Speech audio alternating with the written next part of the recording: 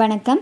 நாம் இன்றைக்கி என்ன பார்க்க போகிறோன்னா ரொம்ப சூப்பரான டேஸ்டான புளி சாதம் எப்படி செய்யலான்னு தாங்க பார்க்க போகிறோம். அதுக்கு முன்னாடி நம்ம சேனலில் சப்ஸ்கிரைப் பண்ணலைன்னா மறக்காமல் சப்ஸ்கிரைப் பண்ணிவிட்டு கூடவே இருக்க பெல் ஐக்கானை கிளிக் பண்ணிக்கோங்க. ஃபஸ்ட்டு நம்ம ஒரு எலுமிச்சம்பழம் சைஸில் புளி எடுத்துக்கிட்டு அதை நல்லா கரைச்சி எடுத்துக்கோங்க. ஒரு வானல் எடுத்து எண்ணெய் ஒரு 4 ஸ்பூன் ஊற்றிக்கோங்க. கடுகு ஒரு ஸ்பூன் போட்டுக்கலாம். உளுந்தப்பருப்பு ஒரு ஸ்பூன் போட்டுக்கோங்க. ஒரு ஸ்பூன் கடலைப்பருப்பு,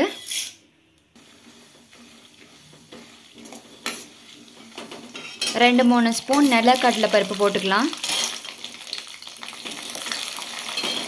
உங்களுக்கு காரத்துக்கு தேவையான காஞ்ச மிளகாய் போட்டுக்குங்க.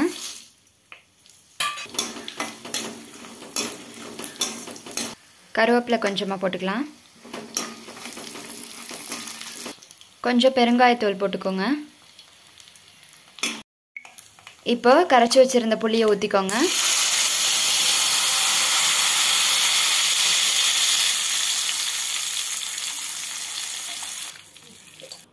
அரை ஸ்பூன் மஞ்சத்தூள் போட்டுக்கோங்க.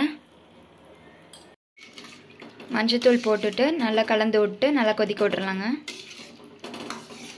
மீடியம் ஃப்ளேம்லேயே வச்சு நல்லா கொதிக்க விட்டுக்கோங்க. புளி நல்லா கொதிச்சிருச்சு. இப்போ கொஞ்சம் தேவையான அளவு உப்பு போட்டுக்கலாம். அப்படியே நல்லா கலந்து விட்டுக்கோங்க. இன்னும் கொஞ்சம் நேரம் நம்ம கொதிக்க விட்டுறலாம்.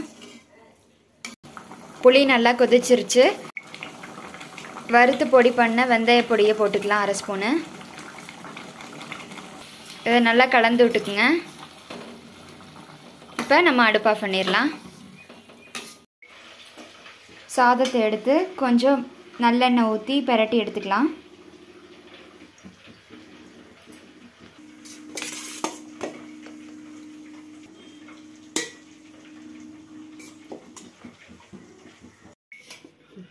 புளி நல்லா ஆறிடுச்சு. இப்போ சாப்பாட்டில் போட்டு கலந்து எடுத்துக்கலாம்.